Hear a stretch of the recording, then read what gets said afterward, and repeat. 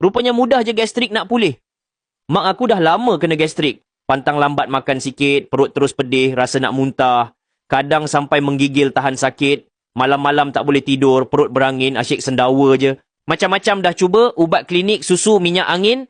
Tapi lega kejap je. Satu hari tu aku scroll TikTok, ternampak pasal Josh Golich ni. Herba utama dia temulawak yang memang orang dulu-dulu guna untuk sejukkan perut dan bantu pencernaan. Aku try belikan untuk mak. Tak sampai seminggu, dia dah mula rasa perubahan. Perut kurang pedih, makan pun makin selera. Masuk minggu kedua, dia sendiri cakap, perut mak rasa sedap, mak tak berangin sangat dah.